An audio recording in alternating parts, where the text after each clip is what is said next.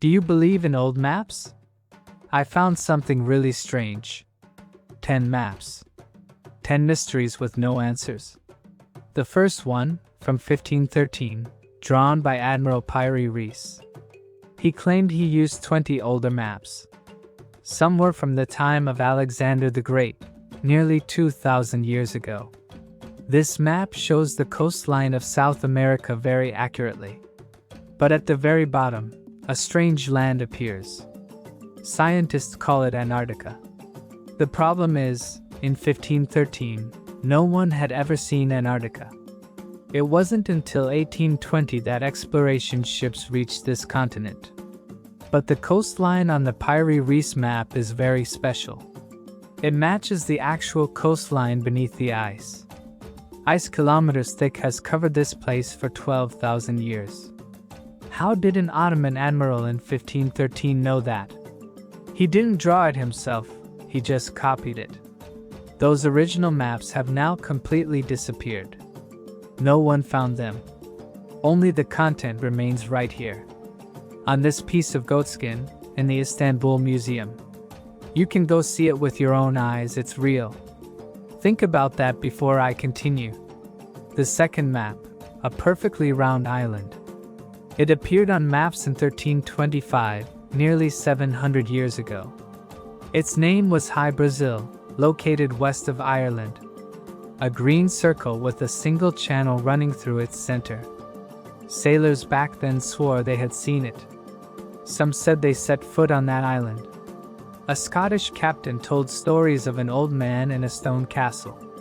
He gave the crew gold and silver, then disappeared. Then the island also vanished into thick fog.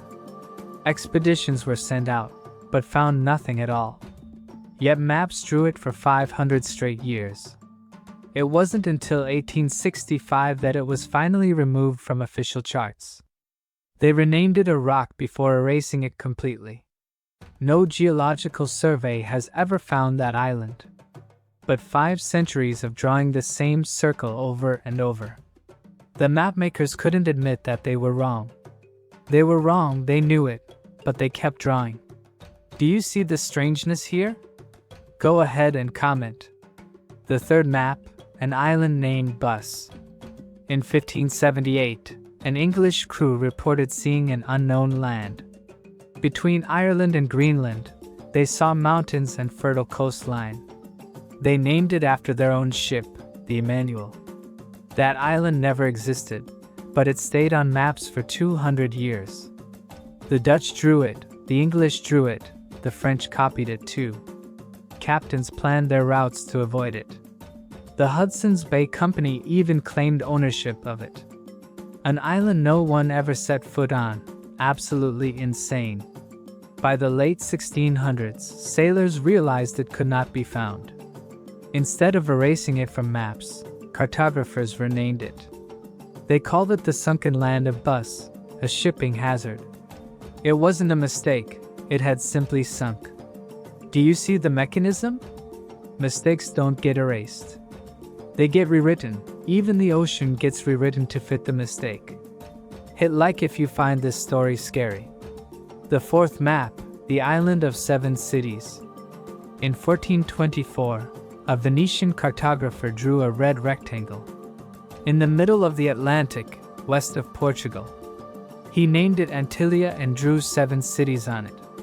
7 bishops. Legend says that in the year 714, when the Moors invaded, 7 bishops fled onto ships. They vanished to the west and found a large island. Each built a city, 7 bishops, 7 cities. A civilization in exile, 700 years before any map showed it.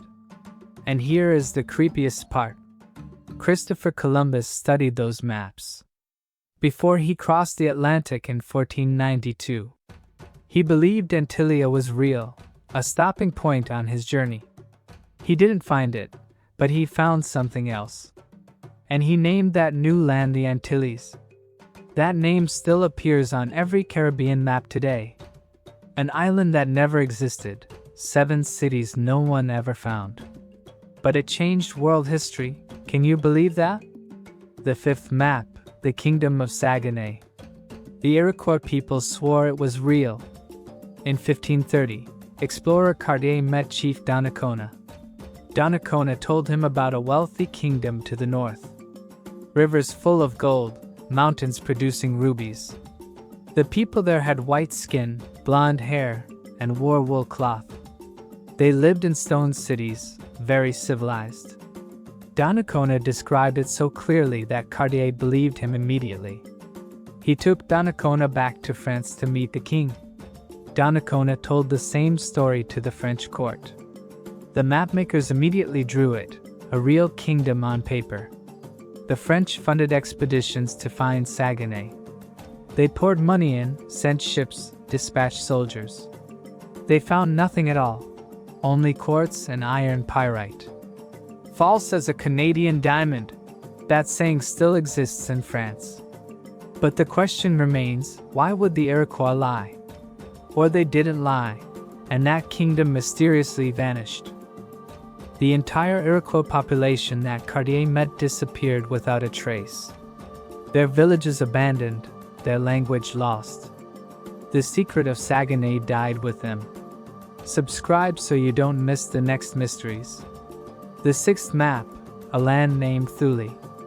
In 325 BC, a Greek named Pythias sailed north. He passed Britain, 6 more days sailing north. He reached a land where the sun barely set. Sea, air, and land all merged into one single substance, very strange. He called it Thule, but when he returned, people called him a liar. His account was lost, only fragments remain. But the name Thule lived on for nearly 2,000 years.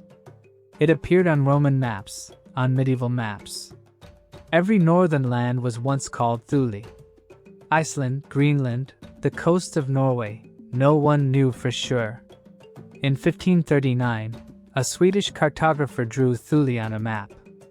Around it were sea monsters, ice, and giant whales. 400 years later, German nationalists looked at that map. They declared Thule was the original homeland of a master race. They founded the Thule Society in Munich in 1918. That society became a precursor to the Nazi Party. One map, one name, one myth, tens of millions of people dead. Are you following this? A name has terrifying power. The seventh map, a place called Hyperborea.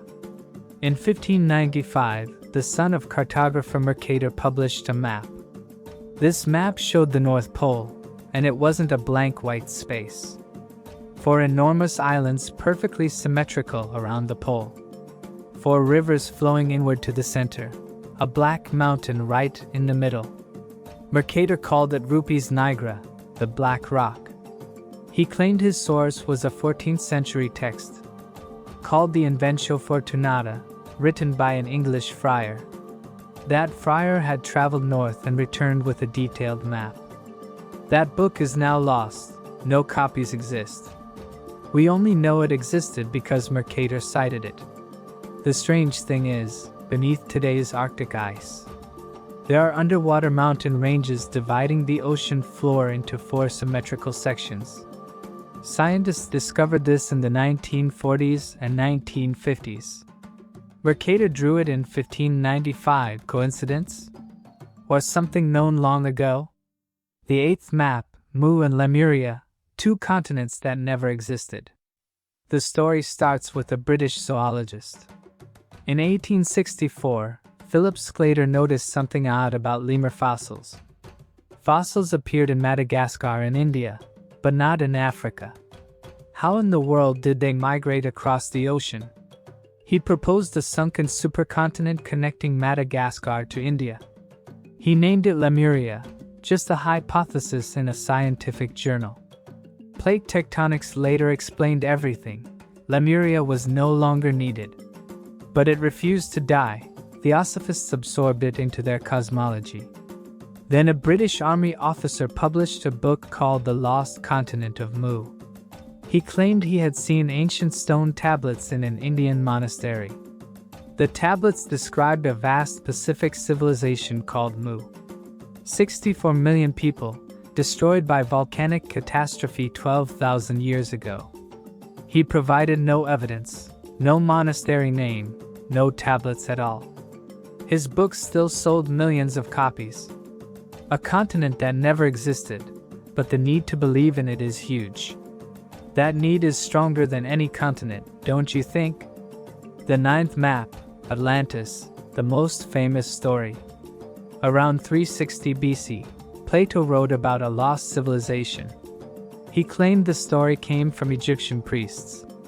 A vast empire beyond the Pillars of Hercules, vanished in a single day and night. Plato described concentric circles, artificial canals in detail. Walls faced with red, white, and black stone, a strange metal called orichalcum. This wasn't mythology. Plato insisted it was historical fact. 2,000 years later, in 1669, scholar Kircher published a map of Atlantis. He placed it in the middle of the Atlantic and claimed his source was ancient Egypt. Two men, 2,000 years apart, both pointing at the same lost archive. That Egyptian source has never been found. But off the coast of the Bahamas, on the ocean floor, there is a line of large limestone blocks. Geologists say it's natural beach rock fractured into shape. Others say the arrangement is too precise to be natural. The debate has lasted more than half a century and still isn't over. Plato chose a specific date, 9,000 years before his time. That was the end of the last ice age, when sea levels rose dramatically. If something stood on those drowned shores, then it stood there. And then it was gone, you know what I mean? The 10th map, also the first one I told you about, Piri Reis. But there's one detail I haven't told you, a really scary detail. Those source maps Piri Reis used, he said there were about 20 of them. Some from Alexander's time, some even older than that. Those maps have vanished from history, no one ever found them. But their content remains on this piece of goatskin.